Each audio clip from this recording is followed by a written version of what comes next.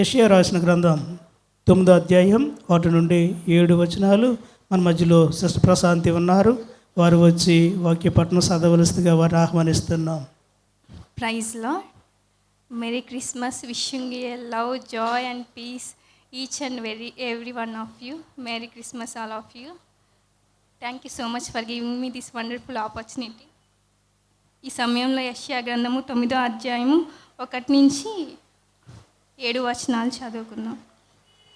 అయినను వేదన పొందిన దేశము మీద మబ్బు నిలవలేదు.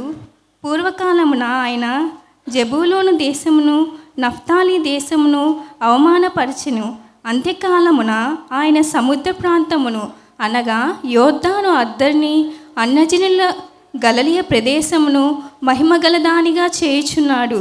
చీకటిలో నడుచు జనులు గొప్ప వెలుగును చూచుచున్నారు. మరణఛాయలు గల దేశ నివాసుల మీద వెలుగు ప్రకాశించును. నీవు జనమును విస్తరింపజేయుచున్నావు, వారి సంతోషమును వృద్ధిపరచుచున్నావు. కోతకాలమున మనుష్యులు సంతోషించినట్లు, దోపుడు సొమ్ము పంచుకుని వారు సంతోషించినట్లు వారు నీ సన్నిధిని సంతోషించుచున్నారు. మిద్యాను దినమున జరిగినట్లు వాని బరువును కాడిని నీవు విరచియున్నావు. వాని మెడను కట్టు కర్రను వాని తోలు వాని కొరడాలను విరిచియున్నావు. యుద్ధపు సందడి చే యోధులందరి జోళ్ళను, రక్తంలో పొరలించబడిన వస్త్రములను అగ్నిలో వేయబడి దహింపబడును. ఏలయనగా మనకు శిశువు పుట్టెను, మనకు కుమారుడు అనుగ్రహింపబడెను. ఆయన భుజముల మీద రాజ్యభారముండును. ఆశ్చర్యకరుడు, ఆలోచనకర్త, బలవంతుడైన దేవుడు, నిత్యుడు వగు తండ్రి, సమాధానకర్తయగు అధిపతి అని అతడికి పేరు పెట్టబడును. ఇది మొదలుకొని మితి లేకుండా దానికి వృద్ధియు క్షేమమును కలుగునట్లు సర్వకాలము దావీదు సింహాసనమును రాజ్యమును నియమించును. న్యాయము వలనను నీతి వలనను రాజ్యమును స్థిరపరచుటకు అతడు సింహాసనాసీనుడై రాజ్య పరిపాలన చేయును. సైన్యములకు అధిపతి యెహోవా ఆసక్తి కలిగి దీనిని నెరవేర్చును. చదవబడిన వాక్యాన్ని మన వినికిడిలో దేవుడు దీవించును గాక. ఆమేన్. చక్కగా చదివిన ప్రశాంత్ గారికి వందనాలు చెల్లిస్తున్నాం. ఇప్పుడు మన మధ్యలో పాస్టర్ జాషువా జేసీ గారు ఉన్నారు. వారు వచ్చి చక్కని గ్రీటింగ్ అందించవలసిందిగా వారు ఆహ్వానిస్తాం. చెప్పలు కొడదామండి. పాస్టర్ గారిని ఆహ్వానించుకుందాం. దేవునామమున కూడి వచ్చిన మీ అందరికీ ప్రభు యేసుక్రీస్తు నామములో హృదయపూర్వకమైన వందనములు, ఆహ్వానం తెలియజేస్తున్నాను. ప్రత్యేకంగా మీ అందరికీ కూడా ప్రభు యేసుక్రీస్తు నామములో హ్యాపీ క్రిస్మస్ శుభాకాంక్షలు తెలియజేస్తున్నాను.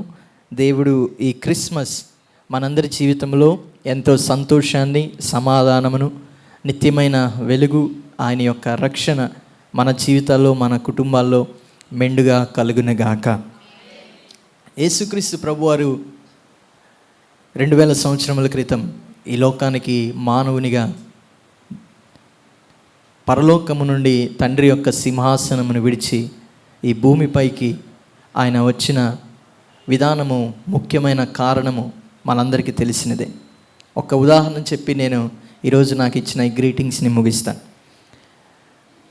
ఈ లోకంలో ఉన్న ప్రతి విధమైన దేవతలు, దేవుడులు అని పిలువబడుతున్న ప్రతి ఒక్కరు కూడా పాపానికి ప్రాయశ్చిత్తముగా ఏమిటయ్యా అంటే వారు తీసుకున్న ఒకే ఒక మార్గము ప్రతి ఒక్కరిని చంపుకుంటూ పోవడం.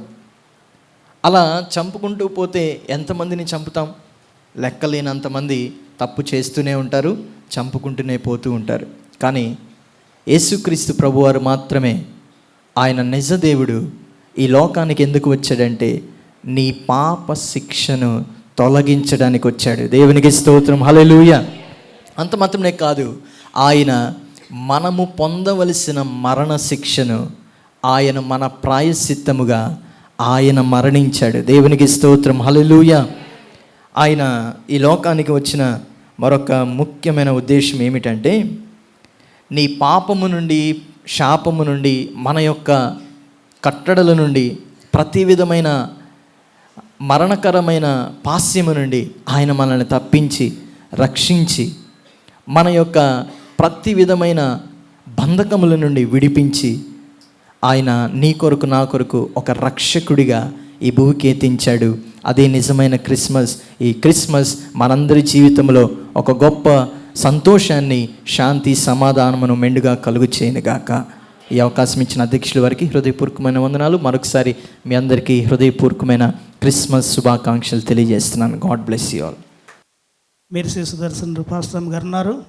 వారు వచ్చి 2 నిమిషాలు గ్రీటింగ్స్ చెప్పిన తర్వాత శివ గారు ప్రార్థన చేస్తారు. ప్రార్థనలో అందరం శ్రద్ధగా దేవుని స్తుతించుకుందాం. మీ అందరికీ నా వందనాలు తెలియజేస్తూ ఉన్నాను. మరి మందిరంలో కూర్చున్నవారు, అలాగే బయట టీవీలో చూస్తున్నవారు, మరి ప్రతి ఒక్కరికి కూడా నా వందనాలు తెలియజేస్తూ ఉన్నాను. అందరికీ క్రిస్మస్ శుభాకాంక్షలు. Thank you. Wish you happy Christmas. Merry merry Christmas. Happy happy Christmas. హ్యాపీగా చెప్పండి. మీ పక్కన ఉన్న వాళ్ళకి హ్యాపీ క్రిస్మస్ చెప్పారా? ఒకసారి చెప్పండి. బయట ఉన్నవాళ్ళు. నిజంగా యేసయ్య మన కొరకు జన్మించడం మనందరికీ కూడా చాలా సంతోషం. మరి ఇప్పుడు చదవబడిన వాక్య భాగంలో యెషయా గ్రంథము 9వ అధ్యాయము 6వ వచనంలో మరి ఇక్కడ రాయబడి ఉన్నది, ఏలయనగా మనకు శిశువు పుట్టెను, మనకు కుమారుడు అనుగ్రహింపబడెను, ఆయన భుజము మీద రాజ్యభారముండును, ఆశ్చర్యకరుడు, ఆలోచనకర్త, బలవంతుడైన దేవుడు, నిత్యుడగు తండ్రి, సమాధానకర్తయగు అధిపతి అని అతనికి పేరు పెట్టబడెను. హల్లెలూయా. మన కొరకు జన్మించిన యేసయ్య ఎలాంటి వాడు అనేది ఇక్కడ ఈ వచనంలో రాయబడి ఉన్నది. ఎలాంటి వాడు అనేది ఇక్కడ రాయబడి ఉన్నది. ఆయన ఎలాంటి వాడు? ఆశ్చర్యకరుడు. అందరూ చెప్దాం, చదవండి. ఆశ్చర్యకరుడు, ఆలోచనకర్త, బలవంతుడైన దేవుడు, నిత్యుడగు తండ్రి, సమాధానకర్త. హల్లెలూయా. అంటే యేసయ్య మన కొరకు జన్మించారు అనేసి అంటే ఆ జన్మించిన యేసయ్యలో ఏ లక్షణాలు ఉన్నాయంటే ఆశ్చర్య కార్యములు చేసే శక్తిని ఆయన కలిగి ఉన్నారు. హల్లెలూయా. తర్వాత ఆలోచన చెప్పే శక్తిని కలిగి ఉన్నారు. తర్వాత బలవంతుడైన దేవుడు, బలహీనులను బలపరిచే బలవంతుడైన దేవుడు. తర్వాత నిత్యుడగు తండ్రి. మనల్ని కట్టుకున్న భర్త మనల్ని విడిచి వెళ్ళిపోవచ్చు, కట్టుకున్న భార్య విడిచి వెళ్ళిపోవచ్చు. నా బిడ్డలు ఉన్నారు, నన్ను చూస్తారు అని బిడ్డలు నమ్ముకుంటాం. ఆ బిడ్డలు కూడా కొంతమంది విడిచి వెళ్ళిపోతున్నారు, తల్లిదండ్రులు చూడకుండా విడిచిపెట్టేస్తూ ఉన్నారు. మరి స్నేహితులను చాలామంది నమ్ముకుంటారు, స్నేహితులు విడిచి వెళ్ళిపోవచ్చు, బంధువులు విడిచి వెళ్ళిపోవచ్చు. కానీ నిత్యుడగు తండ్రి సదాకాలము, యుగయుగాలు, తరతరాలు కూడా మనతోనే ఉంటున్నాడు. చప్పట్లు కొట్టి దేవుని నామాన్ని మహిమపరుద్దాం. హల్లెలూయా. ఆయన ఈ లోకానికి రావడానికి ఉద్దేశం ఏది అంటే మానవుడు తనతో నిత్యనిత్యము ఉండాలని ఆయన స్వహస్తాలతో చేసుకున్నాడు. ఎలా చేసుకున్నాడు? ఆయన రూపంలో చేసుకున్నాడు.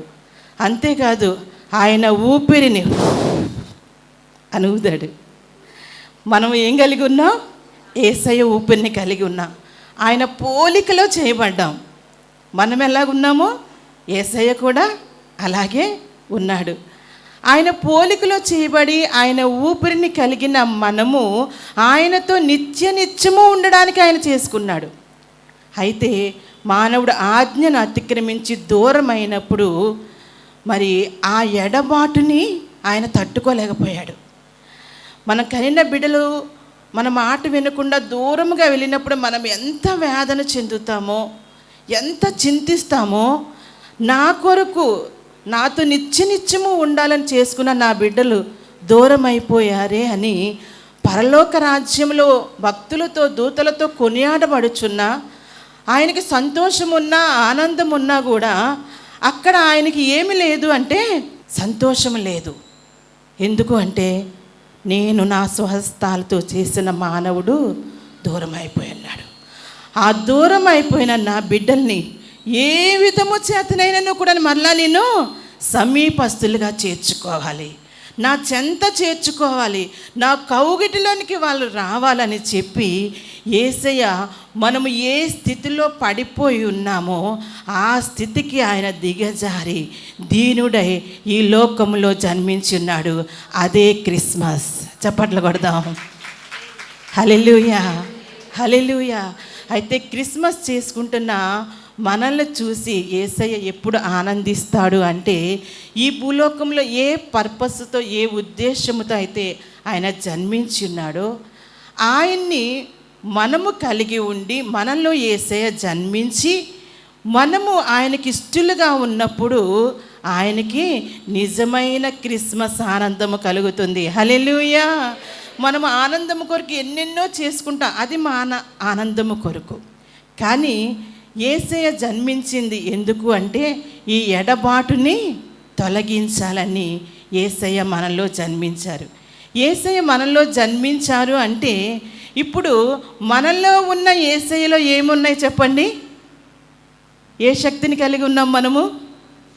ఇప్పుడు మనం చదువుకున్నాం కదా, ఆయన మనం కలిగి ఉన్నాము అంటే మన జీవితంలో ఆశ్చర్యకార్యాలు చేస్తాడు.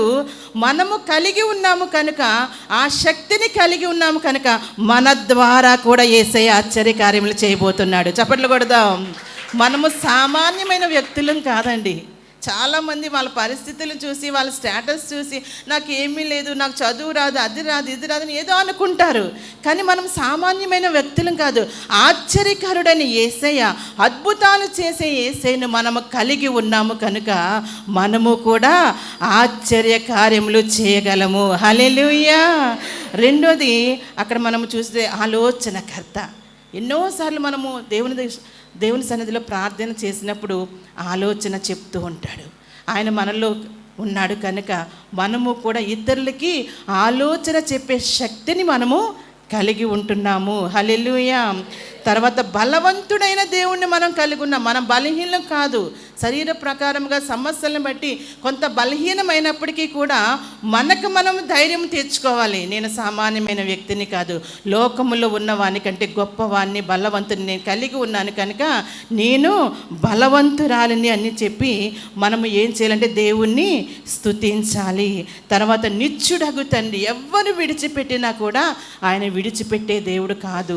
సమాధానకర్తను మనము కలిగి ఉన్నాము కనుక మనం ఏం చేయాలండి?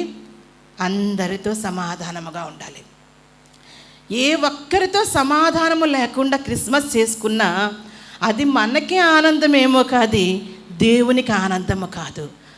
క్రైస్తవులు, విశ్వాసులు పిలువబడుతున్న మనము సమాధానాన్ని ఇవ్వడానికి యేసయ్య వచ్చి ఉన్నాడు కనుక అందరితో సమాధానముగా ఉండాలి. శత్రువులను ప్రేమించాలి. మనకి ఏ ఒక్కరు శత్రువులు ఉండకూడదు. అందరితో మిత్రులుగా కలిసిమెలిసి ఐక్యత కలిగి మనము ఉన్నప్పుడు నిజమైన క్రిస్మస్ ఆనందాన్ని, ఆశీర్వాదాన్ని మనము పొందుకుంటాము. యేసయ్య కూడా మనము చేసే క్రిస్మస్ను చూసి ఆయన ఎంతో సంతోషిస్తాడు. హల్లెలూయా, హల్లెలూయా. కాబట్టి ఇక నుంచి ధైర్యముగా ఉందాం. మనము బలవంతులం, సమాధానం కలిగి ఉందాం. ఆశ్చర్య కార్యాలు చేస్తూ యేసయ్యను ఇతరులకి కనపరిచే సాధనాలుగా, నక్షత్రాలుగా మనము ఉండాలి. దేవుడి మాటలు దీవించునుగాక. ఈ సమయంలో మనం అందరము కలిసి ప్రార్థన చేద్దాం. యేసయ్య, దూరం అయిపోతున్న మానవుణ్ణి నా కొరకు ఈ లోకానికి వచ్చిన్నారు ప్రభువా. పాపముతో, శాపముతో, అంధకారంలో నేను దూరం అయిపోయే పరిస్థితిలో ఉన్నప్పుడు మీరు నన్ను దర్శించారు, రక్షించారు. అయ్యా, నేను కలిగి ఉన్నాను ప్రభువా, మీకు స్తోత్రాలు. ఇంక నువ్వు రక్షణ లేకుండా అనేకులు ఉన్నారు, వారిని రక్షించండి ప్రభువా. వారిలో మీరు జన్మించండి అని ప్రతి ఒక్కరూ ప్రార్థన చేద్దాం. హల్లెలూయా, హల్లెలూయా, హల్లెలూయా. యేసయ్యా, మీకే స్తోత్రాలు, స్తోత్రాలు, స్తోత్రాలు. మమ్మల్ని ఎంతగానో ప్రేమిస్తున్న ప్రేమమయుడా, మీకే స్తోత్రాలు తండ్రి. అయ్యా, పాపము ద్వారా, శాపము ద్వారా, అంధకారము ద్వారా నైనా ప్రభా అయా తండ్రి, మానవుడు దూరం అయిపోయి సంతోషము సమాధానాన్ని కోల్పోయినప్పుడు అయా ఏదైతే మేము కోల్పోయి ఉన్నామో అయా ఆ సంతోషాన్ని, ఆ సమాధానాన్ని, ఆ ఎడబాటును నేను ప్రభు మీరు తొలగించి సంతోష సమాధానాన్ని ఇచ్చి నీతో మమ్మల్ని ఐక్యపరిచినందుకు మీకే స్తోత్రాలు ప్రభా. అయా తండ్రి, ఇదిగో ఈ మందిరంలో అయా ఎంతమంది అయితే ఈ క్రిస్మస్ ఆరాధనలో పాల్గొన్నారో అయా, ఎవరి హృదయాల్లో ఇంకను మీరు జన్మించలేదు, ఎవరైతే ఇంకా నీకు దూరముగా ఉంటున్నారో యేసయ్యా ఇప్పుడే వారిని దర్శించమని అడుగుచున్నాను, ఇప్పుడే వారితో మాట్లాడమని అడుగుచున్నాను. దూరస్తులుగా ఉన్న ప్రతి ఒక్కరిని సమీపస్తులుగా మార్చండి. ఇక్కడున్న మేమందరం నిన్ను కలిగి జీవించాలి, నీతో జీవించాలి, నీతో ఐక్యమై కలిసి జీవించాలి ప్రభా. అట్టి అనుభవంలోనికి పరిశుద్ధాత్ముడ ప్రతి ఒక్కరిని మీరే నడిపించండి. ఈ క్రిస్మస్ ఆశీర్వాదము, ఆనందము, సంతోషము ప్రతి ఒక్కరి మీదకి దిగి వచ్చునుగాక. ప్రతి ఒక్కరు ఆశీర్వదించబడుదురుగాక. ప్రతి ఒక్కరి హృదయాల్లో యేసయ్య నివసించునుగాక. సదాకాలము యేసయ్య మనతో ఉండునుగాక. మనము యేసయ్యతో ఉందుముగాక. అట్టి రీతిలో బిడ్డలందరినీ ఆశీర్వదించమని యేసు నామమున అడిగి వేడుకొంచున్నాం తండ్రి. ఆమేన్.